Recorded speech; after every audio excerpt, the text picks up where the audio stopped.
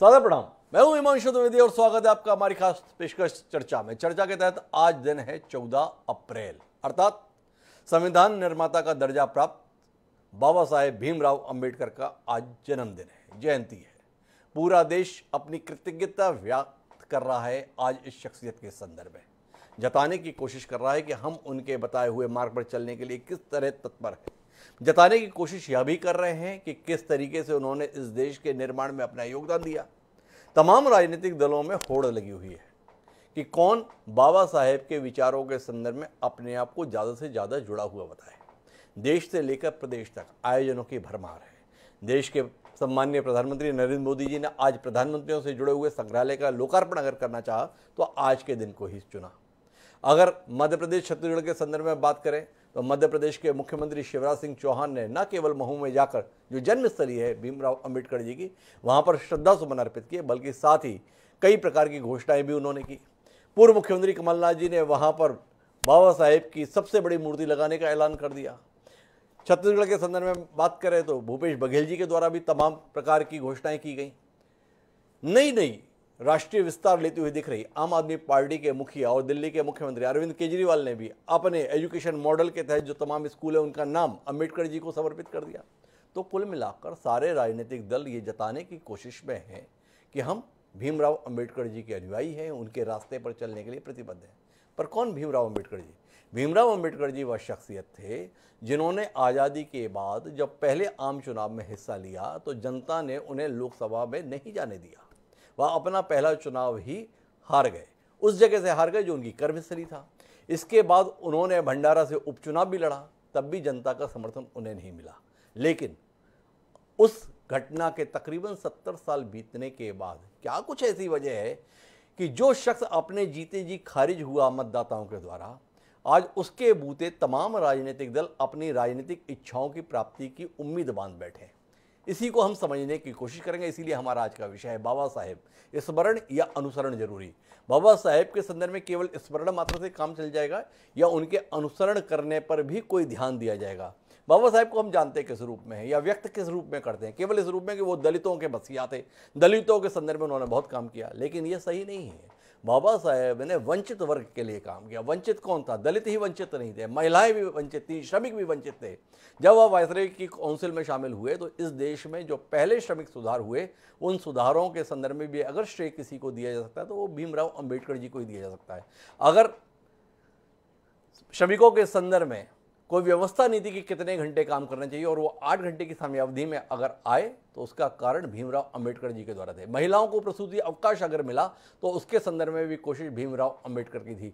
चिकित्सा संबंधी प्रावधान अगर हुए तो उसके लिए भी श्रमिकों के संदर्भ में काम करने वाले भीमराव अंबेडकर थे, जब उन्होंने तकरीबन श्रम मंत्री की हैसियत में काम करते हुए ये सारी व्यवस्थाएं की। महिलाओं के संदर्भ में उनकी दृष्टि कितनी व्यापक थी इसका अंदाजा इस बात से लगा सकते हैं कि वह संविधान के संदर्भ में अपने दिए गए योगदान को महत्वपूर्ण नहीं मानते थे। जो हिंदू कोड बिल उनके द्वारा तैयार किया गया था, जो उन्होंने संविधान सभा में भी प्रस्तुत किया, बाद में संसद में भी प्रस्तुत किया गया, उसे वह अपना सबसे महत्वपूर्ण कार्य मानते थे।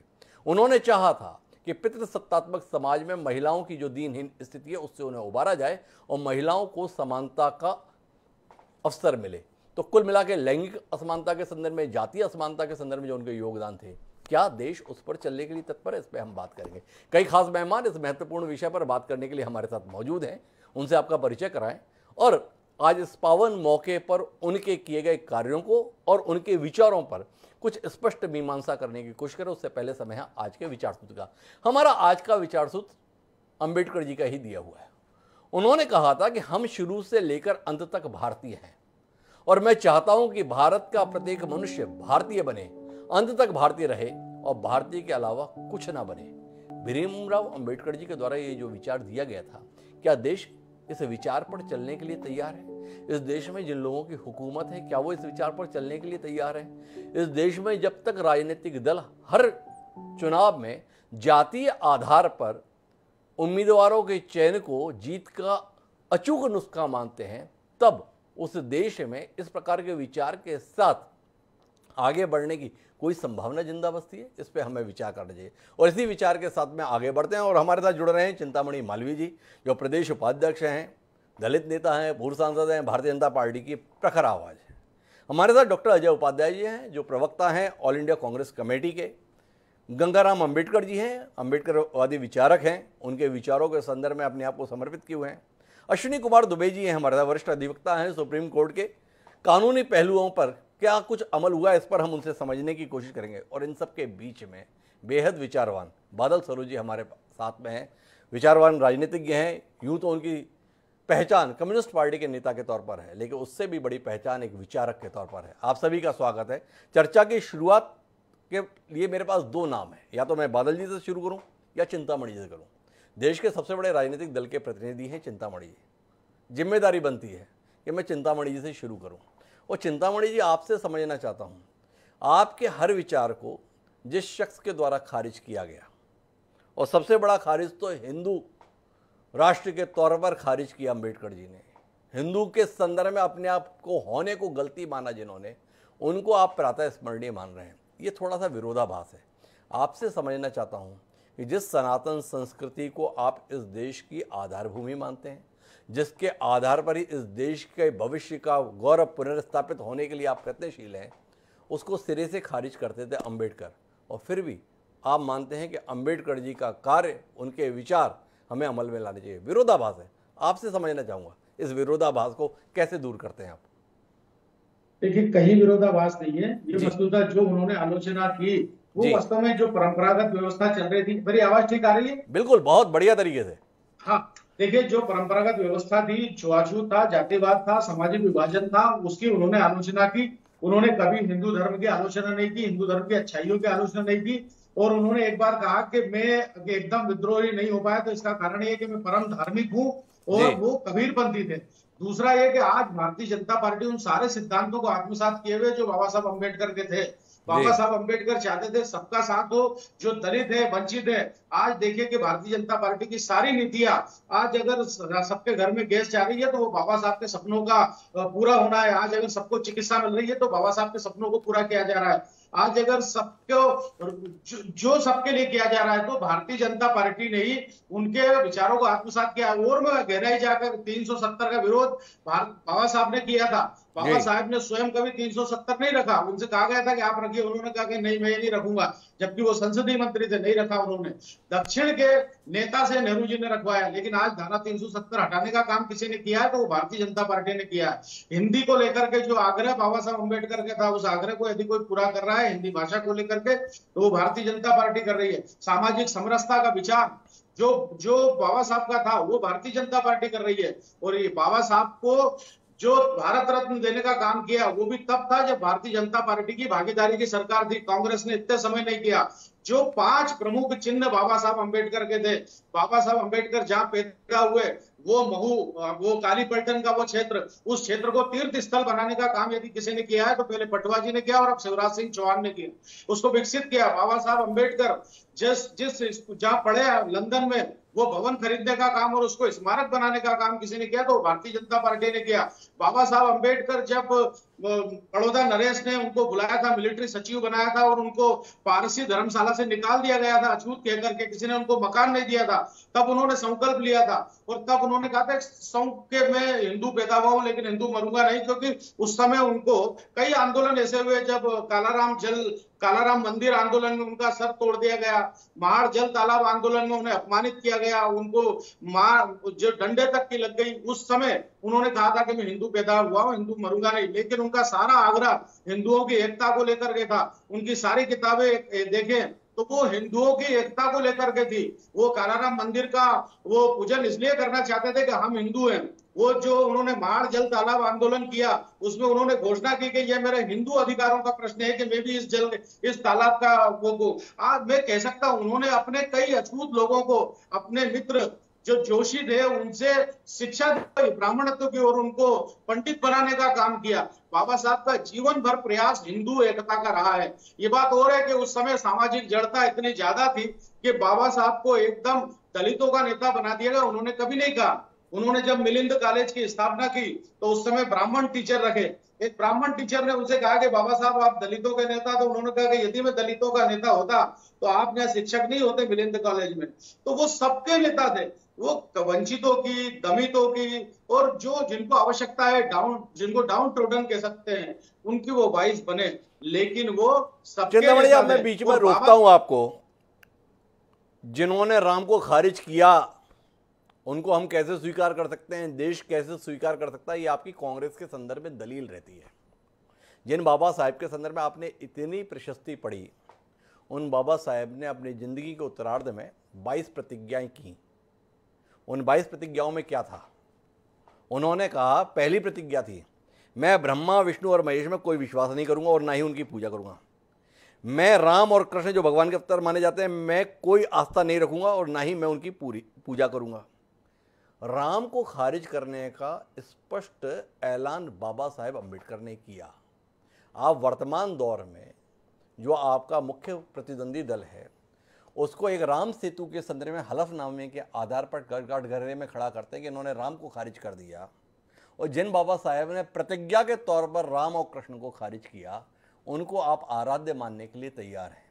ये आपकी सियासी मजबूरी है, या आप मानते हैं कि वाकई उन्होंने एक ऐतिहासिक कार्य किया था और इस रास्ते पर अब हम सबको आगे बढ़ना चाहिए? ये उलझन है मेरे जहन में, थोड़ा सुलझाएंगे। देखिए हिमांशु जी, उन्होंने संविधान सभा में जो संविधान लिखा है उस पर उनके हस्ताक्षर देखिए। उन्होंने लिखा है भीमराव रामजी अंबेडकर जी। उन्होंने राम को वो नहीं किया है। दूसरा ये बता दूं कि वो जो 22 प्रतिज्ञा है उन्होंने ली है क्योंकि वो स्वाभाविक रूप से अपने समाज को दिशा देना चाहते थे। अगर वो बुद्धिज्म भी स्वीकार करेंगे, जो ईश्वर को नहीं मानता, जो आत्मा को नहीं मानता, जो सिद्धांत ईश्वर को स्वीकार नहीं करता, आत्मा को स्वीकार नहीं करता, स्वर्ग को स्वीकार नहीं करता, नर्क को स्वीकार नहीं करता, तो ये भारतीय दर्शन की और भारतीय धर्मों की विशेषता है कि वो इतना होकर के भी, लेकिन हिंदू की परिभाषा उन्होंने दी है कि बौद्ध, जैन, सिख और ये सब हिंदू है, इन्हें हिंदू कोड बिल में उन्होंने रखा है और उन्होंने कहा कि ये आप तय करो कि आप हिंदू कैसे नहीं हो। तो आप ये बात मत कीजिए बाबा साहब को केवल उन्होंने अगर राम का विरोध कर दिया, ये अगर बुद्धिज्म स्वीकार करेंगे तो उन्होंने स्वाभाविक रूप से हर जो आध्यात्मिक तत्व है उससे इनकार करना पड़ेगा, हर ईश्वर के अस्तित्व से इनकार चिंतामणि करना। जी तो बाबा साहब की समझ पर ही संकट पैदा कर दे रहे हैं। उनका कहना है कि बाबा साहब ने ही जो है बौद्ध धर्म को हिंदू धर्म का हिस्सा माना। और अभी चिंतामणि जी ये बता रहे थे कि बाबा साहेब इतना आहत थे कि उन्होंने कहा कि मैं पैदा जरूर हिंदू हुआ हूं पर हिंदू मरूंगा नहीं। उलझन है, हिंदू मरना नहीं तो बौद्ध भी हिंदू ही है, ये बात चिंतामणि जी कह रहे हैं। मैं समझूंगा चिंतामणि जी, लेकिन मेरे पास पैनल काफ़ी बड़ा है। बादल सरोजी जैसे विचारवान राजनीतिज्ञ मेरे साथ में हैं, उनसे ही समझने की कोशिश करता हूँ। दो चीज़ें समझना चाहता हूँ बादल जी, थोड़ा इतिहास के पन्नों को पलटते हुए समझना ये चाहता हूँ कि बाबा साहेब की जिस प्रकार की महत्ता वर्तमान दौर में महसूस हो रही है और तमाम राजनीतिक दल जिस तरीके से महसूस करा रहे हैं, उसे देख के ये आश्चर्य होता है कि अगर उनका काम इतना ज़्यादा सराहनीय था और जन स्वीकृति इतनी ज़्यादा थी कि आज उनका नाम लेने से लोग मान रहे हैं कि हम तर जाएंगे, तो वो बाबा साहेब जब स्वयं मैदान में उतरे तो जनता के स्तर पर क्यों खारिज हुए? एक तो उस पर आपकी दृष्टि चाहिए क्योंकि आपका अध्ययन बहुत रहता है, और दूसरा जानना ये चाहता हूँ कि जो लोग ये बता रहे हैं कि हम सब बाबा साहेब के रास्ते पर चल रहे हैं, तो क्या आप भी महसूस कर रहे हैं कि उस समय ना सही अब हम सबको समझ आ गई है और रास्ता यही ठीक है इसलिए इस रास्ते पे बढ़ रहे हैं, या केवल नाम लेने से एक वर्ग संतुष्ट होता है इसलिए बेहद जरूरी हो जाता है सभी का इस नाम को हम स्मरण कराते रहें? देखिए, ये बाबा साहब की शक्ति है जी कि आप उनके साथ तमाम मसलों पर एकदम असहमति और विरोध रखने के बावजूद जी उनकी पूजा करने के लिए विवश है। ये बाबा साहब की ताकत है। जी आदरणीय चिंतामणि मालवीय जी से मैं निवेदन करूंगा कि वो बाबा साहब की 2 किताबें पढ़ लें।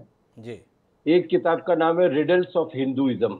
जी तो उनकी हिंदू धर्म के बारे में वो बाबा साहब को अपना जो कारसेवक बनाने की कोशिश कर रहे हैं, वो धारणाएं उनकी ठीक हो जाएंगी। जी दूसरी उनकी किताब है 1936 में लाहौर में दिया गया उनका वो भाषण जो वो नहीं दे पाए थे, जिसको उन्होंने नाम दिया था एनिहिलेशन ऑफ कास्ट, जातियों का विनाश। जी ये 2 किताबें ऐसी हैं जो बाबा साहब के दर्शन को प्रतिनिधि के रूप में प्रस्तुत करती हैं जी और उसमें जो कुछ लिखा है वो उस सब के खिलाफ है जिस विचारधारा पर चलने वाले लोग आज बाबा साहब की कीर्ति का गान कर रहे हैं। जी हमारे देश में एक समस्या हुई है हिमांशु जी, जी मैं एक बात भूल गया, मैंने आप शुरू में ही तय किया था कि आज मैं आपको प्रणाम करूंगा कि ऐसे आयोजन किया कीजिए। अंबेडकर साहब को याद कीजिए, दूसरे लोगों को याद कीजिए, जोड़ने वाले लोगों को याद कीजिए। ये है भारत की असली ताकत। तो मैं ये आपसे निवेदन ये कर रहा था कि बाबा साहब अंबेडकर ने इस देश की उस चिंतन धारा को गुणात्मक रूप से बदल दिया था, जिसके बारे में ये कहा जाता था कि वो तो शिलालेखों में लिखी हुई है, अब कोई बदलाव नहीं कर सकता। अगर बाबा साहब अंबेडकर नहीं हुए होते तो जिस भारत में हम लोग आज हैं वो भारत संभवतः नहीं हुआ होता। उनका विचार बहुत आगे का विचार था, एक बात। दूसरा मेरा ये निवेदन था कि उन्हें केवल संविधान निर्माता के रूप में मत देखिए। आपने बिल्कुल सही बात कही है कि उनका जो दार्शनिक पहलू है, उनका जो राजनीतिक पहलू है, वो महिलाओं को भी मुक्ति देने की बात करता है, वो समानता की भी बात करता है, वो श्रम कानूनों की भी बात करता है, वो जमीन की संपत्ति पर भी जमींदारों के एकाधिकार को तोड़ने की बात करता है। ये बाबा साहब का संविधान है जो ये बात करता है कि आमदनी में जो अनुपात है वो 1 से लेकर 10 से अधिक नहीं होना चाहिए। तो उनका दर्शन वो केवल अछूतों के नेता नहीं थे, वो इस पूरे भारतीय मानस की 90% जनता के नेता थे। उनके नेता थे जिन्हें मनुस्मृति के जकड़ जाल की वजह से 1500 साल तक जिसकी बुद्धिमत्ता और मेधा को पूरी तरीके से छीन लिया गया। अब मैं आता हूं आपके प्रश्न पर। बाबा साहब को पराजित करने के लिए उस दौर की अधिकांश शक्तियां पूरी तरीके से एकजुट थे। उन्हें मालूम था कि अंबेडकर केवल राजनीति में एक अलग राजनीतिक पार्टी लेकर नहीं आ रहे हैं, एक अलग राजनीतिक धारा लेकर नहीं आ रहे हैं, बल्कि वो ऐसा औजार लेकर आ रहे हैं जो अब तक की चलने वाली सारी राजनीति और सारी की सारी जो सामाजिक स्थितियों की जो बनावट है उसको पूरी तरीके से तोड़ के रख देगी। इसलिए बाबा साहब के खिलाफ एक विराट एकता बनी थी। मैं कांग्रेस के खिलाफ रहा हूं हमेशा, आज भी हूं, लेकिन मैं इस बात को अंडरलाइन करना चाहूंगा कि संविधान सभा में बाबा साहब अंबेडकर जिस सीट से जीत कर आए थे, भारत विभाजन के समय वो सीट पाकिस्तान में चली गई थी, आजकल बांग्लादेश में है। ऐसी स्थिति में पंडित नेहरू उनको दोबारा से जिता कर लाए थे, क्योंकि पंडित नेहरू भी इस बात को समझते थे कि इस देश को जिस तरीके के संविधान की आवश्यकता है, जिस तरीके से सोच की आवश्यकता है, वो सोच डॉक्टर अंबेडकर साहब की मौजूदगी में ही दिया जा सकता है, अगुवाई में ही दिया जा सकता है। हमने उन्हें बोला हमारे यहाँ मारने के परंपरागत तरीके में एक तरीका ये भी है कि हम उनको देवता बना देते हैं, ईश्वर बना देते हैं, उनकी मूर्ति खड़ी कर देते हैं। हमने बाबा साहब की मूर्तियां बहुत सारी खड़ी कर दी और जितनी भी चीजें चिंतामणि मालवीय जी ने गिनाई है वो सारे काम कर दिए, लेकिन बाबा साहब की बुनियादी विचारधारा को भुला दिया, बल्कि बुनियादी विचारधारा के ठीक विपरीत आचरण किया। इसलिए ऐसी परिस्थिति में भी अगर बाबा साहब आज हमारे सारे राजनीतिक नेताओं के सर पर चढ़कर बोल रहे हैं तो केवल इसलिए कि उनकी कही गई बात में, उनकी लोकप्रियता में और उनके योगदान में बहुत जबरदस्त शक्ति थी। और आने वाले दिनों में इस देश में अगर कोई सकारात्मक संभावनाओं की किरण नजर आती है तो वो डॉक्टर बाबा साहब अंबेडकर के। मेरी अभी भी दुविधा है बादल जी, आपने इतनी सारी बात कही, लेकिन मेरा सवाल अभी थोड़ा अनुत्तरित है। आपसे थोड़ी और रोशनी की उम्मीद है, फिर मैं अजय उपाध्याय जी के पास आऊंगा। बाबा साहेब को हम याद कर रहे हैं, वोट के लिए याद कर रहे हैं या विचार के लिए याद कर रहे हैं, ये दुविधा मन में है।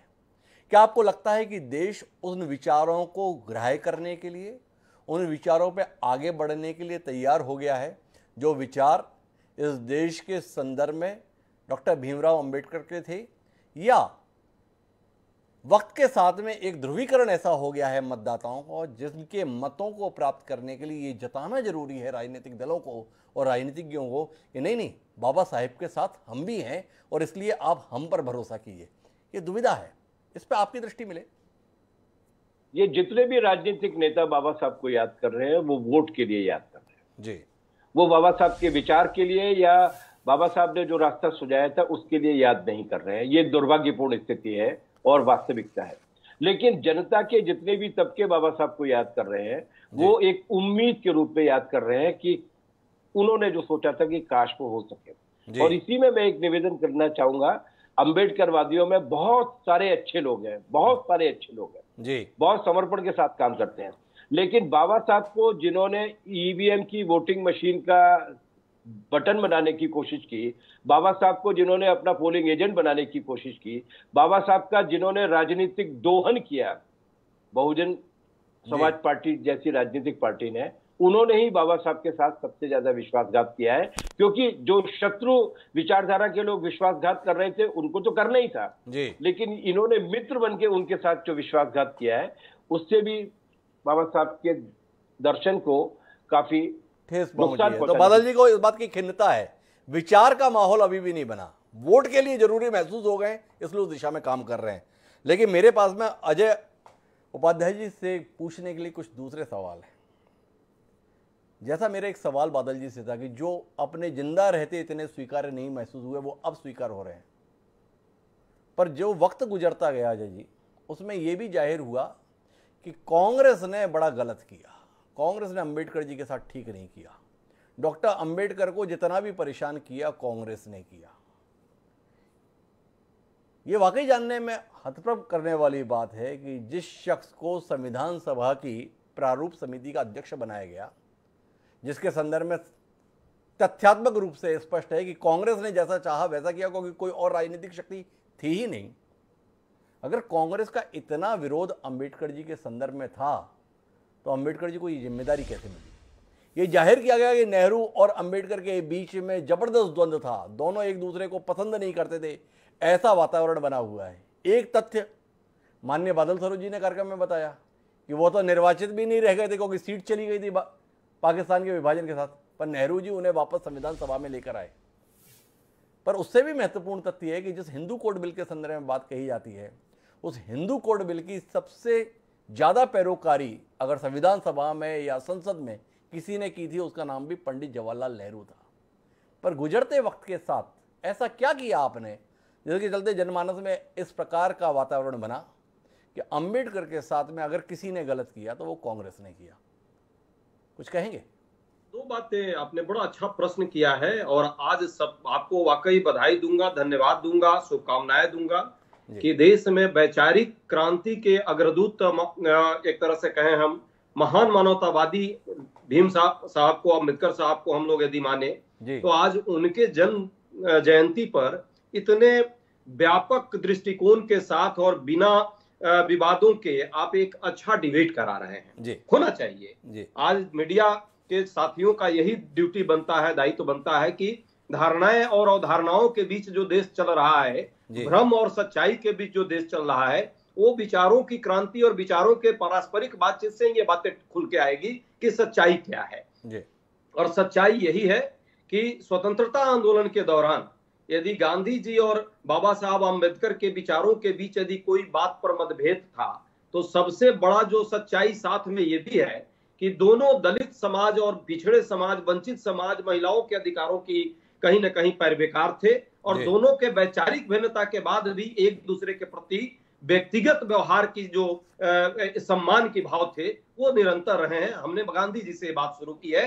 जो भ्रम फैलाने का एक वर्ग इस देश में करता है कि गांधी जी और उनमें साम्यता नहीं थी। नेहरू जी की जब बात करें, संविधान सभा की बात करें, जैसा कि अभी बादल सरोज जी एक वरिष्ठ नेता है और उन्होंने बात को स्पष्ट भी किया कि निश्चित तौर पे कांग्रेस एक छत्र राज उस समय कर रही थी और मुझे लगता है आज जो भाजपा है उससे कई गुना ज्यादा कांग्रेस के पास उस समय जन समर्थन था।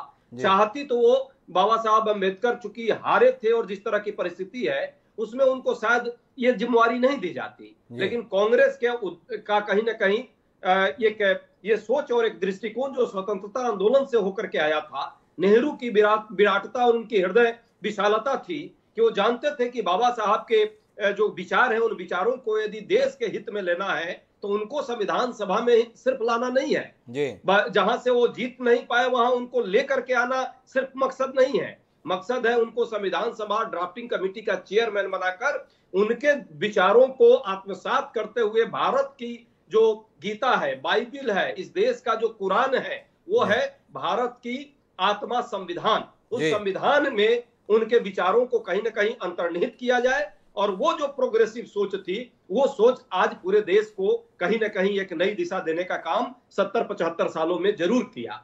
जो विवाद दिखावे के लिए और भ्रम फैलाने के लिए किए जाते हैं, ये भ्रम स्पष्ट होने चाहिए। वैचारिक भिन्नता कई मुद्दों पर रही, लेकिन उसके बावजूद कांग्रेस और जो उस समय के नेतृत्व था वो नेतृत्व चाहता था श्यामा प्रसाद मुखर्जी जी को भी अपने मंत्रिमंडल में नेहरू जी ने जगह दी थी। वैचारिक भिन्नता के बावजूद लोहिया जी का कितना सम्मान करते थे और जयप्रकाश नारायण जी का तो एक भावनात्मक लगाव था उस समय के सरकारों का, कांग्रेस के नेतृत्व का। कांग्रेस जो संवैधानिक। अजय जी, मैं थोड़ा विषय पर रहना चाहता हूं। मेरा सवाल ये नहीं था कि आपने क्या किया, मैं ये जानना चाहता हूं कि बाद में आपने अंबेडकर जी के साथ ऐसा क्या किया जिसके चलते जनसाधारण के बीच में ये स्थापित हुआ कि आपने अंबेडकर जी के साथ ठीक नहीं किया। क्या आप मानते हैं कि कांग्रेस अंबेडकर जी के विचारों के संदर्भ में, उनके व्यक्तित्व के संदर्भ में वैसा सम्मान देने से चूक गई जिसके वो हकदार थे? जैसा एक उल्लेख आता है, डॉक्टर अंबेडकर को मरणोपरांत 1990 में भारत रत्न से सम्मानित किया गया। जब आपने भारत सम्मान की व्यवस्था की, आपकी बहुमत की सरकार थी, क्या आप मानते हैं आज इस मौके पर अजय उपाध्याय जी चूक गए आप इस देश के महानायकों को स्मरण करने में, दलगत विचारधारा से ऊपर उठकर? अगर 1990 में भीमराव अंबेडकर को तत्कालीन सरकार ये सम्मान प्रदान करती है, चिंतामणि जी उल्लेख कर रहे हैं हमारे समर्थन की सरकार थी तब सम्मान मिला, तो क्या आप नहीं मानते हैं कि समय रहते जो फैसले लिए जाने तो उसमें आप चूके? डॉक्टर साहब, दो बातें हैं। एक है कि डॉक्टर भीमराव अंबेडकर के मूर्ति को बनवाना या मरणोपरांत उनको जो सम्मान दिया जाना था वो दिया जाना, या साथ में उनके विचारों को इम्प्लीमेंट करना। कांग्रेस पार्टी और कांग्रेस पार्टी का पूरा नेतृत्व जितने समय तक हमने शासन किया है, जो वंचित या महिलाओं के अधिकारों की बात वो किया करते थे, असंगठित क्षेत्रों में काम करने वाले मजदूरों की बात किया करते थे, गरीबों के मजलूमों की आवाज बनने की बात किया करते थे, उन संवैधानिक सुधारों के माध्यम से लगातार, मैं पुनः बोलूंगा, निरंतर नागरिक अधिकारों को मजबूत करने का काम किया। निश्चित तौर पे यदि ये भारत रत्न की बात आती है जिसकी आपने चर्चा की है, हो सकता है वो हमसे भूल हो गई हो, लेकिन जो भी लोग इसका श्रेय लेना चाहते हैं उनसे दो तीन प्रश्न है सिंपल हमारा, कि क्या आज बाबा साहब अंबेडकर जिंदा होते, याद कीजिए, उनकी क्या यही परिकल्पना भारत की थी? क्या इसी तरह समरस समाज की स्थापना होती, या इसी तरह असमानताएं इतनी बढ़ती? क्या इसी तरह समाज में घृणा का माहौल पैदा किया जाता? हिंदू मुस्लिम, मंदिर मस्जिद, अगड़े पिछड़े, दलित आदिवासी के नाम पे उनके अधिकारों को कहीं ना कहीं डाइवर्ट करके और सिर्फ समाज को विघटित करने का प्रयास किया जाता? क्या ऐसा वो सोचते थे? भारत 75 साल के बाद स्वतंत्रता के आज जिस मुकाम पे खड़ा है और जिस तरह उनके द्वारा बनाए गए संविधान का लगातार, संवैधानिक संस्थाओं का लगातार अपहरण किया जा रहा है, मौलिक अधिकारों का अपहरण किया जा रहा है, कई सारे सवाल उठा दिए। मैं जाना चाहता हूं गंगाराम अंबेडकर जी के पास में, लेकिन चिंतामणि जी इस मौके पर हस्तक्षेप करना चाहते हैं। एक बार उनका हस्तक्षेप सुनते हैं और फिर गंगाराम जी के पास चलते हैं इन दावों के बीच में उनकी बात सुनने के लिए। जी चिंतामणि जी। बहुत धन्यवाद हिमांशु जी। सबसे पहली बात तो मैं आदरणीय बादल जी को कहना चाहूंगा कि रिडल्स ऑफ हिंदुइज्म बाबा साहब ने प्रकाशित नहीं करी, उनके मरणोपरांत ये प्रकाशित हुई और इसमें कई सारे अपभ्रंश है। दूसरा, उन्होंने उस द अनटचेबल्स की बात की। अनटचेबल्स में उन्होंने हिंदू एकता की बात की। उन्होंने ये कहा कि हिंदू एक बहुमंजिला इमारत है जिसमें हर मंजिल पर रहने वाले अलग अलग हैं, और जो है एक उसमें एक जो है वो दूसरे मंजिल पर नहीं आ सकता। उन्होंने इसी किताब में कहा है कि एक सिख अपने आप को 1.25 लाख के बराबर समझता है, एक मुसलमान अपने को बड़ी भीड़ के साथ समझता है, लेकिन हिंदू हमेशा विभाजित समझता है। क्यों? क्योंकि उसमें जातियां हैं। तो उसमें वास्तव में वो यही तो कहा है उन्होंने। और दूसरा, मैं ये हमारे मित्र उपाध्याय जी को बता देना चाहता हूँ, नेहरू जी ने एहसान नहीं करा अंबेडकर को रख करके। नेहरू जी चुनाव जीत करके नहीं आए थे 51 में, वो जो 48 में सरकार बनी थी वो अंतरिम सरकार थी, चुनाव जीत करके नहीं आए थे, इसलिए आपने किसी को एहसान नहीं किया। आपने दो चुनाव बाबा साहब को हरवाए, एक बंबई का चुनाव हरवाया और एक भंडारा का चुनाव हरवाया, भंडार उनको खड़ा करके। और आप बाबा साहब को किताब लिखनी पड़ी, what Congress and Gandhi have done to the untouchables. ये किताब उन्होंने सन 1940 में लिख दी। और मेरा कहना है उपाध्याय जी से, आप ये पढ़ लेना, और जो विरोध उनका जो इस्तीफा है वो इस्तीफा पढ़ लेना, तो आपको नेहरू। अच्छा चिंतामणि जी, मैं एक बात समझना चाहता हूं आपसे। ये बात बार बार कही जाती है, कांग्रेस ने भीमराव अंबेडकर जी को हराने की बड़ी कोशिश की। आप लोग क्या करते हो अपने विरोधियों के संदर्भ में? थोड़ा मैं समझना चाहता हूं। एक राजनीतिक दल जब चुनाव लड़ता है और सामने वाला उनका विरोधी होता है तो क्या करते हैं आप? और आपसे जानना चाहता हूं, 1951 में जनसंघ आ गया था, ऐसा कोई उदाहरण नहीं मिलता कि जनसंघ ने भीमराव अंबेडकर जी को जिताने के लिए कोई प्राण से काम किया था। थोड़ा बताएंगे आप, क्या आपने कौन से अपने विरोधी राजनीतिक दल के व्यक्ति को चुनाव जिताने का काम किया है? जरा पता चले। देखिए, बाबा साहब अंबेडकर का विरोध भी जनसंघ ने नहीं किया। जनसंघ ने तो कैंडिडेट खड़ा नहीं किया, कांग्रेस ने खड़ा किया, उन्हें अपमानित करने का काम किया। और हर बार बाबा साहब को अपमानित यदि किसी ने किया है तो कांग्रेस ने किया है। वो उनको उन्हें प्रारूप समिति का अध्यक्ष बनाया, ये अपमान था। उनको संविधान सभा में लेकर आए, ये अपमान था। उनको देश का पहला कानून मंत्री बनाया, ये अपमान था। क्या चिंतामणि जी, यही आपका कहने का आशय है? कैसे दे दिया एक आदमी को इतने सारे पद जो एक चुनाव भी नहीं जीतने के लायक था? मैं इसी पर आ रहा हूं कि उनको बंगाल से मुस्लिम लीग के समर्थन से चुन करके आने की जरूरत नहीं थी। यदि कांग्रेस ही उनको समर्थन कर देती तो मुस्लिम लीग से सबके समर्थन से जीत करके आए बाबा साहब अंबेडकर। उसके बाद इसलिए लिया क्योंकि पहला आप खंड पढ़ लीजिए संविधान सभा की बहस का, पहला खंड सिर्फ भाषण भाषण और भाषण है। उसके बाद राजेंद्र प्रसाद जैसे विद्वान लोगों को समझ में आ गया कि ये केवल भाषणों से संविधान नहीं बनेगा। इसके लिए बाबा साहब जैसे किसी व्यवस्थित व्यक्ति को, कानून जानने वाले को काम देना पड़ेगा। उसके बाद बाबा साहब को समिति का अध्यक्ष बनाया। अब आप जब देखेंगे तो पहला पूरा जो जिस संविधान सभा की बैठकें हुई है सन 1946 की, वो सिर्फ भाषणों से भरी हुई है और उसका कोई तथ्य नहीं है। उसमें केवल कोई कानून बनाने की, माफ कीजिएगा चिंतामणि जी, पता नहीं आपने संविधान सभा की बहस कितनी पढ़ी है, लेकिन उसके 5वें दिन संविधान की उद्देशिका पंडित जवाहरलाल नेहरू के द्वारा प्रस्तुत कर दी गई थी।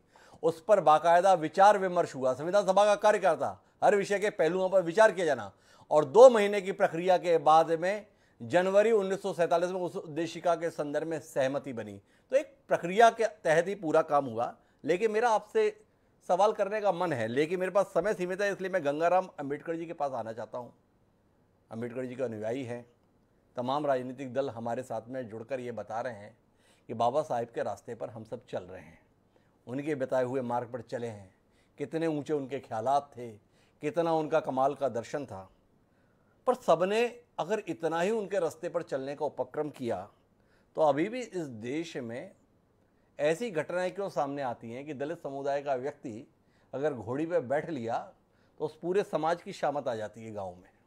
अभी भी ऐसे दृश्य क्यों सामने आते हैं कि अगर उसने कुएं से पानी निकाल लिया तो उसकी पूरे परिवार को गांव से बाहर निकालने की नौबत आ जाती है। थोड़ा आप बताएंगे गंगाराम जी कि वाकई देश की हुकूमत गांधी और अंबेडकर के विचारों पर चलने के लिए तत्पर रही है, और अगर रही है तो फिर ये विसंगति क्यों है?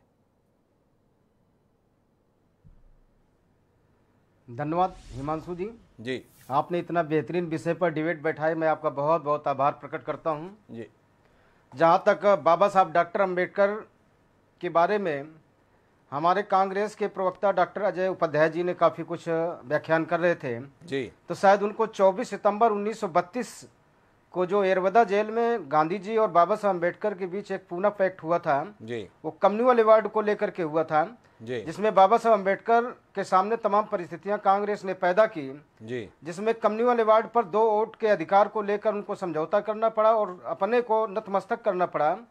और उस 1932 के उस पूना पैक्ट के समझौते पे दस्तखत करना पड़ा। जहां तक कांग्रेस पार्टी के लोग कह रहे हैं कि नेहरू जी ने बड़ा एहसान किया। अगर कांग्रेस का रवैया सकारात्मक बाबा साहब अम्बेडकर के साथ होता है तो बाबा साहब अम्बेडकर के पीए मिस्टर काजोलकर को बाबा साहब के खिलाफ चुनाव मैदान में कांग्रेस पार्टी इतना मजबूती से चुनाव लड़ाया कि बाबा साहब अम्बेडकर अपने पीए काजोलकर से चुनाव हार गए। जब बाबा साहब अम्बेडकर चुनाव हार गए तो उस समय मुस्लिम लीग के सांसद से जनाब खलीकुम जमा जो खुलना एवं जयसोर सीट से थे, तो उन्होंने देखा कि डॉक्टर अंबेडकर का संविधान सभा में जाना तो बहुत जरूरी है। उन्होंने बाबा साहब के लिए अपनी सीट से इस्तीफा दिया और उपचुनाव लड़ाया। और वहां पर उपचुनाव में 48% मुस्लिम और 52% हिंदू समाज के लोग थे, जहां पर सबसे ज्यादा हिंदू समाज में चंडाल समाज के लोग थे। बाबा साहब अम्बेडकर को जो सांसद बना दिया, तो जब भारत पाकिस्तान के बंटवारे में एक क्राइटेरिया तय की गई कि जहां पर 50% मुस्लिम समाज के लोग होंगे वो पाकिस्तान के बंटवारे में जाएगा, लेकिन 48% मुसलमान होने के बाद भी कांग्रेस के लोगों ने वो पाकिस्तान के बंटवारे में दे दिया। बाबा साहब अम्बेडकर लंदन पहुंचे क्योंकि अंग्रेज बाबा साहब अम्बेडकर की काबिलियत का लोहा मानते थे, बाबा साहब की बड़ी इज्जत करते थे।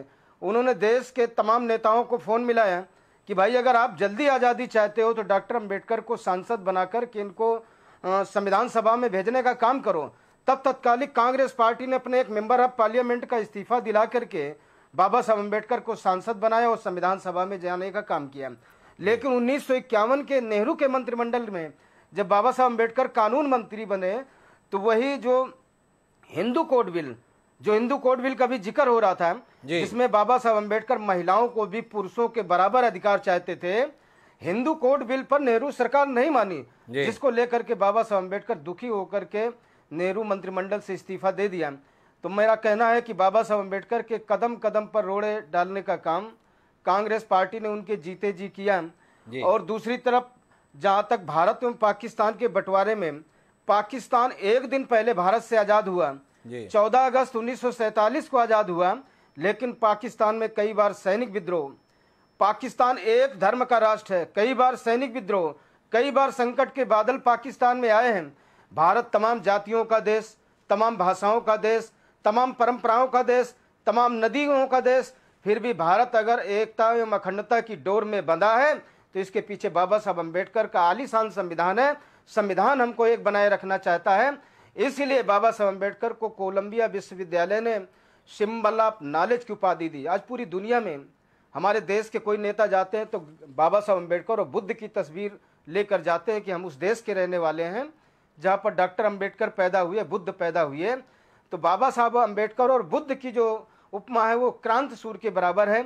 इसलिए जब लोगों ने समझ लिया कि बाबा साहब इस देश को एक अखंड भारत बनाने की परिकल्पना कर रहे थे, तो जहाँ तक हिंदू धर्म के बारे में अभी चिंतामणि साहब ने कहा था, बाबा साहब अम्बेडकर ने आगाह किया था कि सनातन धर्म एक आलीशान धर्म है जिसमें दुनिया के तमाम वैज्ञानिक रिसर्च कर रहे हैं, लेकिन जो नई नई तमाम अब भ्रांतियां पैदा हुई हैं, जिसके कारण ऊंच नीच, गैर बराबरी, छुआछूत जैसी तमाम बेमनस्सा पैदा हुई है, जिसके कारण हिंदू धर्म भारत के अंदर अल्पसंख्यक होता जा रहा है। दक्षिण भारत, पूर्वी भारत में हमारे हिंदू धर्म के तमाम आदिवासी समाज के लोग ईसाइयत को ग्रहण करते जा रहे हैं। तो बाबा साहब को इस चीज की संभावना, अंदेशा पहले भी था कि अगर इसमें जो कुछ खामियां है, अगर इसको दुरुस्त न किया जाए, इसमें सुधार नहीं किया जाएगा, तो कहीं ऐसा ना हो कि आलीशान सनातन धर्म जिसमें पूरी दुनिया में रिसर्च चल रहा है, कहीं ऐसा ना हो कि इसको लोग छोड़ना शुरू कर दें। तो बाबा साहब दूरगामी, दूरदृष्टि व्यक्ति थे, इसलिए हमेशा आगाह करते रहे हैं। और शायद आज चाहे हिंदू धर्म के लोग हों, चाहे भारतीय जनता पार्टी के साथी हों, तो मैं धन्यवाद देना चाहता हूँ, कम से कम देर में समझा, लेकिन बाबा साहब अम्बेडकर को समझने की कोशिश की है। और निश्चित तौर से बाबा साहब अम्बेडकर को जिस दिन भारत की राजनीतिक पार्टियां समझ जाएंगी, उस दिन देश में समता, समानता, बंधुत्व और न्याय पर आधारित एक जात विहीन समाज का निर्माण हो जाएगा। ये भारत की जरूरत है। ये भारत की जरूरत है। तो गंगाराम जी मान रहे हैं, उस समय भले ही नहीं समझे पर अब समझ रहे हैं, उस अनुसार कदम उठाने की कोशिश कर रहे हैं। चिंतामणि जी की बातचीत के साथ में जा रहे हैं गंगाराम जी। उनका कहना है कि हिंदू समाज की विसंगतियों के संदर्भ में अंबेडकर जी का विरोध था, उसे ठीक करने की कोशिश थी। लेकिन कानूनी पहलू पर बात करने के लिए मेरे साथ में अश्विनी कुमार दुबे जी है। मैं माफी चाहूंगा अश्विनी जी, थोड़ी देर से आपसे जुड़ पा रहा हूँ, पैनल ऐसा है, लेकिन आपसे समझना ये चाहता हूँ, श्रमिकों के संदर्भ में, महिलाओं के संदर्भ में और दलितों के संदर्भ में जिस प्रकार की अधिकार संपन्नता का सपना डॉक्टर भीमराव अंबेडकर के द्वारा देखा गया था, क्या आज़ादी के अमृत काल में अर्थात 75 साल पूरे होने में वो सपना साकार होता हुआ बतौर कानूनविद आपको महसूस होता है? क्योंकि महिलाओं के अधिकार के संदर्भ में जिस हिंदू कोड बिल की बात की जा रही है, जिस प्रकार के अधिकार वह दिलाना चाहते थे, वो बाद में 1955-1956 में अलग अलग अधिनियम के माध्यम से आरोपित हुआ। लेकिन महिलाओं को संपत्ति में अधिकार के संदर्भ में 2005 में सुप्रीम कोर्ट का जब ऑर्डर आया तब मिला, फिर 2018 और 2020 में भी उनकी व्याख्या हुई तब मिला। तो आपसे समझना चाहता हूं, उनके देखे हुए सपने को कितना साकार कर पाए हैं कानूनी दृष्टि से हम, इस पर आपसे दृष्टि मिली। हिमांशु जी बहुत बहुत धन्यवाद। आपके पास बड़ा विद्वान पैनल है, बड़े राजनीतिक लोग भी हैं और सामाजिक लोग भी हैं। मैं एक कानून का विद्यार्थी होने के नाते जी, और जितना मैं बाबा साहब अम्बेडकर को पढ़ रहा हूँ, जाना, लोगों से सुना जी, पहली उनकी बात, उन्होंने कहा मुझे वह धर्म पसंद है जो स्वतंत्रता, समानता और बंधुत्व सिखाता है।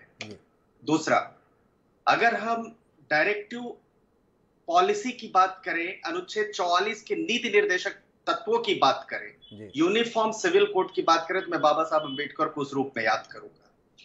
मैं बाबा साहब अम्बेडकर को याद करूंगा इस देश में दो कानून व्यवस्थाओं को खत्म करने के लिए और एक कानून व्यवस्था लाने के लिए। एक कानून व्यवस्था जो रिलीजियस स्क्रिप्चर्स से आई है, जो आज भी उस देश में कॉन्स्टिट्यूशन का जो इसेंशियल टेस्ट है आर्टिकल 13 का, जो कहता है laws inconsistent with the constitution of India, वो, और एक जो कोडिफाइड लॉ है जिस लॉ की बात आप कर रहे हैं, हिंदू कोड जी। अगर हम बात करें directive principles of state policy की, तो उस समय संविधान सभा में जी समान नागरिक संहिता की पुरजोर वकालत किया। ना सिर्फ वकालत किया, बाकी संविधान सभा के 2/3 से ज्यादा सदस्यों के साथ मिलकर के एक यूनिफॉर्म कोड बिल पार्लियामेंट में आया।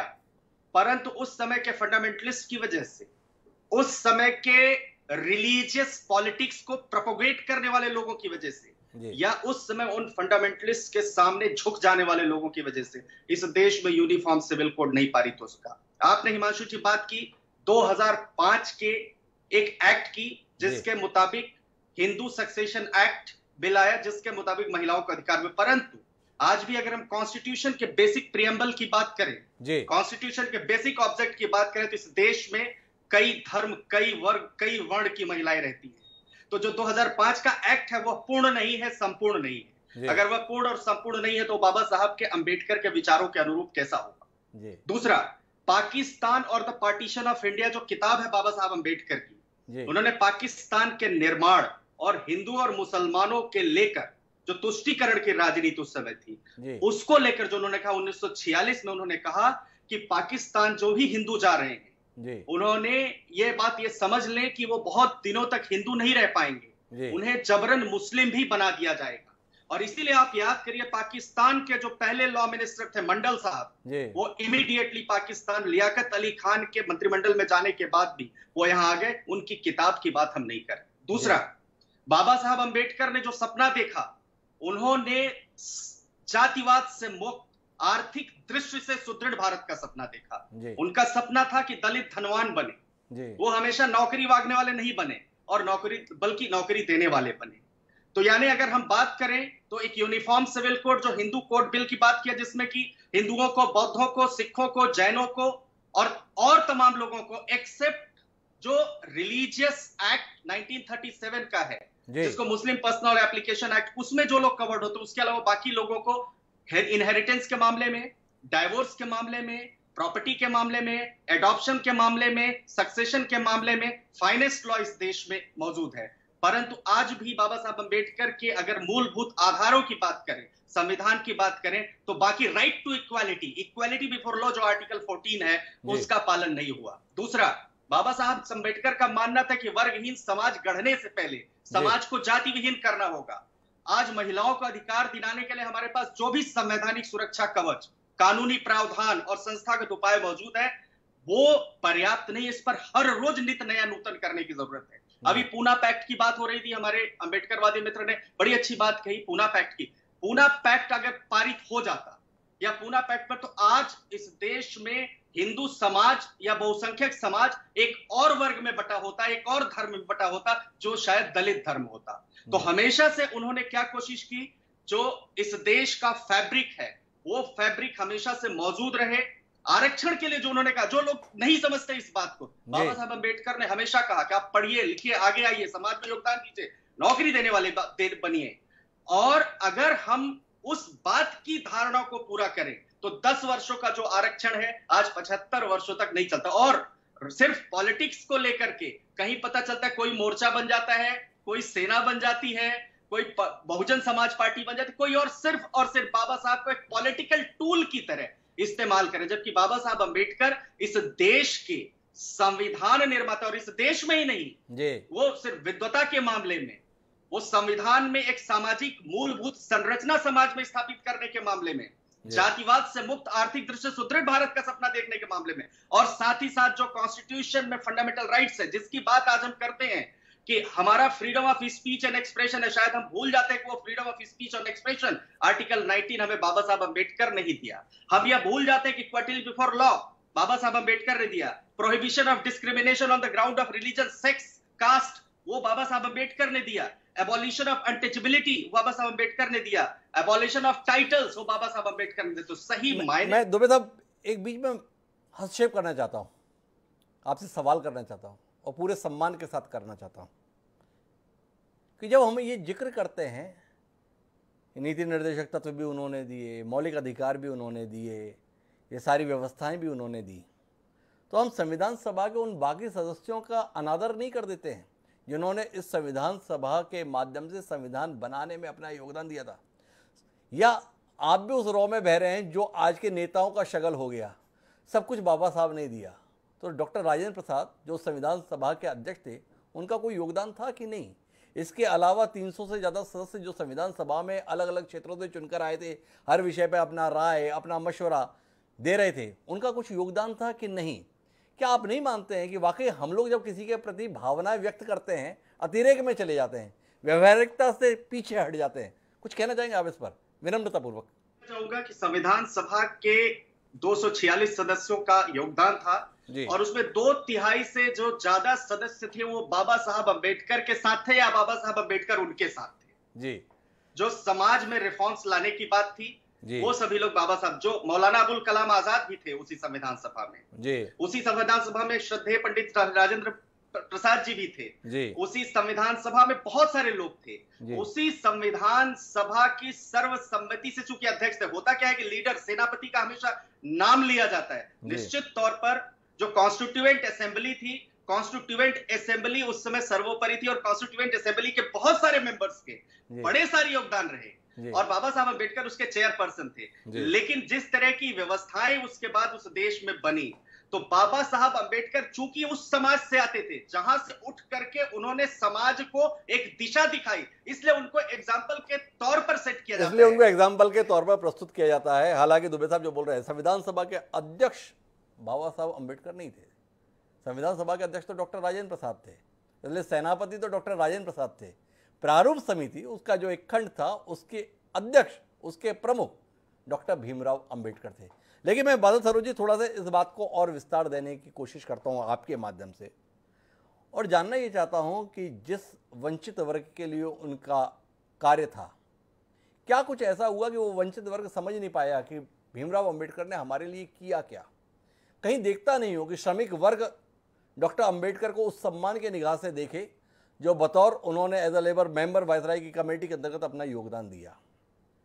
इस देश की आधी आबादी अर्थात महिलाओं के संदर्भ में जो उनकी दूरदृष्टि थी, जो उनकी कोशिश थी और उनकी कोशिशों ने जो मुकाम दिलाया, क्या इस देश के लोग जानते हैं कि आज़ादी के समय इस देश के सारे पुरुषों को यह अधिकार था वो जितने चाहें उतने विवाह कर सकते हैं?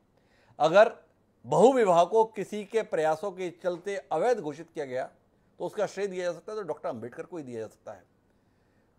हिंदू महिलाओं को तलाक के संदर्भ में अधिकार अगर आया तो उस बिल के तहत ही आया।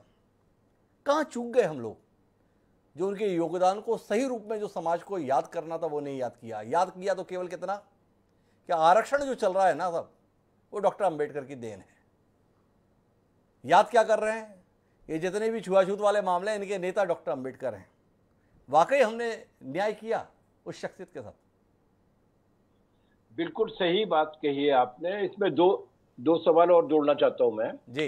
कितने लोगों को मालूम है, मैं अभी यहाँ बाबा साहब का एक नया रूप ही सुन रहा था तो मुझे लगा कि मैंने अभी तक जितना बाबा साहब को पढ़ा है पता नहीं क्या पढ़ लिया मैंने जी। कितने लोगों को पता है कि जब बाबा साहब हिंदू कोड बिल ला रहे थे जी, तो उस हिंदू कोड बिल के खिलाफ पार्लियामेंट के सामने प्रदर्शन हुआ था, साधुओं की रैली निकली करपात्री जी महाराज के नेतृत्व में, हाँ करपात्री महाराज के नेतृत्व में आरएसएस ने बाबा साहब के पुतले जलाए थे जी। और ये काम तो और किसी ने नहीं किया था। कितने लोग जानते हैं जो उस बिल के खिलाफ थे? और कांग्रेस में भी नेहरू आइसोलेशन में थे क्योंकि पंडित मदन मोहन मालवीय और उस तरीके के बहुत सारे लोग उनके साथ थे। कितने लोग जानते हैं कि अभी जो बड़े ज्ञान यहाँ पर दिया जा रहा था कि समता और न्याय और फलाना और ठिकाना, बाबा साहब की ड्राफ्टिंग कमेटी की अध्यक्षता वाली उसमें संविधान सभा को एक संगठन था जिस संगठन ने 3 ज्ञापन दिए थे जी। और उस 3 ज्ञापन के जरिए राजेंद्र बाबू से और बाबा साहब से ये कहा था कि संविधान सभा की कोई आवश्यकता नहीं है, संविधान एक पाश्चात्य अवधारणा है, हमारे यहाँ 5000 वर्ष से एक संविधान चला आ रहा है जिसकी वजह से हमारा समाज पूरी तरीके से एकजुट है। उस संविधान का नाम है मनुस्मृति, उसके हिसाब से इस देश को चलाया जाना चाहिए। कौन था वो संगठन? वही संगठन था जो आज भारतीय जनता पार्टी को सामने रख के सरकार में है, आरएसएस जी। वो लोग याद कर रहे हैं बाबा साहब अंबेडकर को, उनकी सराहना कर रहे हैं कि वो ऐसे थे और ऐसे थे। तो बाबा साहब अगर कहीं होंगे तो वैसे तो बाबा साहब पुनर्जन्म नहीं मानते थे, लेकिन बाबा साहब अगर कहे होंगे तो उनके अट्टहास से पूरा स्वर्ग गूंज रहा होगा। सवाल ये है कि हमने बाबा साहब की मूर्ति खड़ी कर दी और बाबा साहब को मार दिया।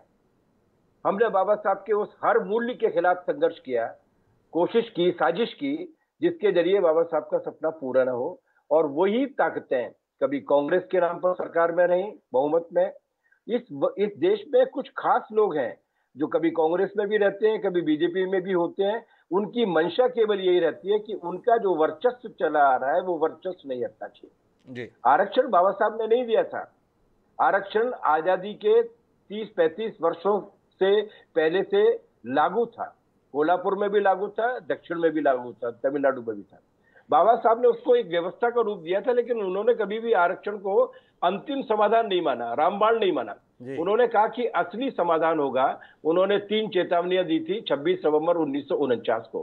उन्होंने कहा था कि हमने अच्छा संविधान बना लिया है, लेकिन हम जिस जमीन पर इस इमारत को खड़ा करना चाहते हैं वो जमीन ऊबड़ खाबड़ है। अगर सामाजिक समता बरकरार को कायम नहीं कर पाएंगे तो राजनीतिक लोकतंत्र भी बरकरार नहीं रहेगा। उन्होंने कहा था कि अगर एक व्यक्ति के हाथ में हम इतनी अधिक ताकतें दे देंगे तो जिस देश में न लोकतंत्र बचेगा और तानाशाही आ जाएगी। बाबा साहब की जो आशंकाएं थी संविधान सभा के आखिरी दिन, वो आशंकाएं हमारे सामने खरी साबित हुए हैं। हमारे पास बाबा साहब के लिए माला है, बाबा साहब के लिए ये सब कुछ है कि हमने मूर्ति बना दी, मंदिर बना दिया, बिल्डिंग बना दी, लेकिन उनके बताए हुए रास्ते पर चलने की कोशिश नहीं की। और इसके लिए केवल राजनीतिक पार्टियों को दोष देना पर्याप्त नहीं है। जिन मजदूरों के लिए उन्होंने काम किया, जिन महिलाओं के लिए काम किया, उनके झंडे पर भी, उनके एजेंडे पर भी बाबा साहब अंबेडकर को जिस प्रमुखता के साथ होना चाहिए था वो नहीं रहे। ये एक अपराध है जो इस समाज ने अपने साथ किया है। उस अपराध से उबरने का एक वही तरीका है कि बाबा साहब के मिशन को, बाबा साहब के विचार को आगे बढ़ाया। तो बादल जी उस दर्द को महसूस कर रहे हैं जो उस शख्सियत के संदर्भ में समाज के अपराध के तौर पर व्यक्त होना चाहिए। जिनके लिए उन्होंने काम किया, जिनके संदर्भ में दृष्टि रखी, वो वक्त गुजरने के साथ उन्हें उतने सम्मान के साथ स्मरण में नहीं रख पाए। लेकिन मैं चिंतामणि जी के पास जोड़ना चाहता हूँ, जब भी कभी ऐसे विषय होते हैं, संघ या भाजपा को कटघरे में खड़ा कर दिया जाता है। संघ, राष्ट्रीय स्वयंसेवक संघ, जो अपने आप को इस देश के लिए समर्पित संगठन है, ये दावा करता है, उसके संदर्भ में सवाल है। चिंतामणि जी, आपसे जानना चाहता हूँ कि संघ तो बात करता है जाति विहीनता के संदर्भ में, जाति तोड़ने के संदर्भ में, समानता के संदर्भ में, तो भी कटघरे में आप खड़े रहते हैं। कहाँ चूक जाते हैं आप, जिसके चलते ये सवाल आपका पीछा नहीं छोड़ते? नहीं, ऐसा नहीं है। अब जो शिक्षा बढ़ रही है तो ये समझ में आ रहा है कि संघ ही बाबा साहब के सपनों को साकार करने वाली संस्था है। संघ तो पहले दिन से समरसता है। जिस दिन शाखा लगी उस दिन जाति नहीं पूछी कि कौन स्वयंसेवक किस जाति का है। खुद बाबा साहब अम्बेडकर तो उन्होंने आश्चर्य किया। और ठेंगड़ी जी जब थे, ठेंगड़ी जी उनके पास गए जी, परिवर्तन की मत कीजिए, तो उन्होंने कहा कि तुम्हारी शक्ति इतनी कम है कि तुम्हारे तरीके से चलेंगे तो विचार नहीं कर सकता। लेकिन मैं सरोज बादल जी से कहना चाहूंगा कि बाबा साहब अम्बेडकर ने कम्युनिस्ट पार्टियों का विरोध किया है और कम्युनिस्ट के साथ चुपते रहे हैं। एक बात और मैं उन्हें बता दूं कि जिस हिंदू कोड बिल की ये बात कर रहे हैं, हिंदू कोड बिल का विरोध जनसंघ ने इसलिए किया था और उस समय की राम राज्य परिषद ने इसलिए किया था कि वो केवल हिंदुओं के बारे में कानून बना जी, को भी इस कानून में लाया जाए। ये कानून पूरे भारतीय समाज के लिए बने, कानून बने, जबकि आप केवल हिंदुओं के लिए कोड बिल ला रहे हैं। इस बात आप उसको विशेष उसमें मत डालिए। ये बड़ी बात को लेकर के विरोध था और केवल इस बात को कि हिंदू कोड बिल का विरोध था, ये गलत आकलन है, ये गलत उसका ये अपना आकलन है, तथ्यों को अपनी अपनी सुविधा से प्रस्तुत करने का। सच तो यही है कि उस समय पे कम से कम राम राज्य परिषद के संदर्भ में ये बात बहुत स्पष्ट है कि ये नजरिया था करपात्री जी महाराज का और बाकी लोगों का कि हिंदुओं का जो कोड बिल है ये धार्मिक स्वतंत्रता पर अतिक्रमण की कोशिश है। हिंदुओं के संदर्भ में जो कुछ भी चलना है वो मनुस्मृति के साथ चलना चाहिए। इसके संदर्भ में एक नजरिया था। इस देश में ये सहूलियत रही है कि हर व्यक्ति को अपने नजरिए के साथ जनता के बीच में जाने का अधिकार रहा है। करपात्री महाराज जी को भी रहा, राम राज्य परिषद को भी रहा, जनसंघ को भी रहा। समाज ने वक्त के साथ जिसे स्वीकार किया वो हमारे देश में कानून की शक्ल ले गया। लेकिन मैं अजय उपाध्याय जी वापस आपके पास में लौट कर आना चाहता हूँ और कुल मिलाकर आरोप प्रत्यारोप से उबर कर आने वाले समय के लिए कुछ बात करें। जो सपना बाबा साहेब अम्बेडकर ने देखा था, वो अकेले व्यक्ति नहीं थे जिन्होंने ऐसा सपना देखा था। इस देश का जो भी हित चाहता है, कमोबेश उसका सपना यही है, सब लोग मनुष्य बने, सब लोग तरक्की करें, सब लोग प्रेम से रहें, सब लोग एक दूसरे के प्रति सौम्यता रखें, सब लोग एक दूसरे के प्रति भाईचारा रखें। ऐसा विचार सार्वजनिक रूप से सबके द्वारा व्यक्त किए जाने के बाद भी होता नहीं है। क्या करते हैं आप लोग ऐसा जिसके चलते ये हो नहीं पाता है? जो बातों में होता है वो व्यवहार में नहीं होता। क्या आने वाले समय में उम्मीद रखें कुछ ऐसा करेंगे आप लोग जिसके चलते ये व्यवहार में भी हो जाए कि दलित अगर घोड़ी पे चढ़ जाए तो सवर्ण उसके आगे नाचते दिखाई दें, ना कि लाठियां लेके पीछे दौड़ते हुए दिखाई दें? ऐसा देख पाएंगे हम? और डॉक्टर साहब, बड़ा अच्छा प्रश्न है और वाकई समाज हित में आपने प्रश्न किया है। और मुझे लगता है इस मामले में यहाँ चूंकि कई लोग सामाजिक और राजनीतिक मुद्दों से जुड़े हुए लोग हैं, दृष्टिकोण अलग अलग हो सकता है, वैचारिक अपनी अपनी भिन्नता भी और अपनी अपनी वैचारिक कहीं न कहीं आस्था भी है, लेकिन इस सच्चाई को भी मुझे स्वीकारना होगा और हम सबको स्वीकारना होगा कि यदि समाज में वैमनस्यता फैलेगा तो समाज का कल्याण नहीं होगा। ये सब स्वीकारेंगे इसको।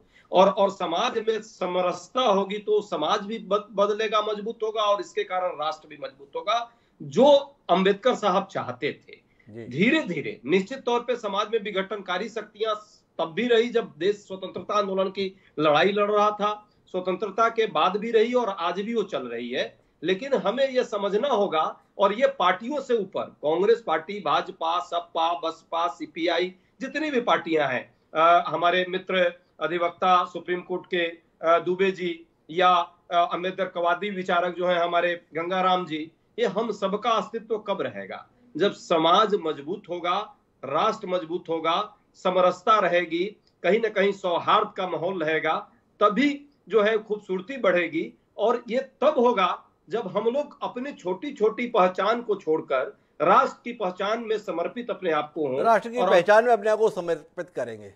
कैसे करेंगे अजय जी? आता हूं मैं गंगाराम जी। आज अंबेडकर जी की जयंती पर तमाम कार्यक्रम हुए, देश में झड़ी लगी हुई थी, कहां आयोजन नहीं था। पर आयोजन क्या था? जहां मोदी जी थे वहां सोनिया गांधी नहीं थी, वहां राहुल गांधी भी नहीं थे। जहां शिवराज सिंह चौहान थे वहां पर कमलनाथ जी, दिग्विजय सिंह का अता पता नहीं था। जहां भूपेश बघेल जी थे तो वहां पे डॉक्टर रमन सिंह के लिए कोई जगह नहीं थी। जहां अरविंद केजरीवाल थे वहां पर बाकी के लिए जगह नहीं थी। मेरा आपसे सवाल है, इन शख्सियतों के संदर्भ में भी अगर राजनीतिक प्रतिबद्धताएं इतनी ज़्यादा हावी हैं, उसके बाद में देश को सपना दिखा रहे हैं, हम सब एक हैं, हम सब एक रहेंगे, भरोसा कर लें हम लोग वाकई हम एक है और एक रहेंगे? गंगाराम जी।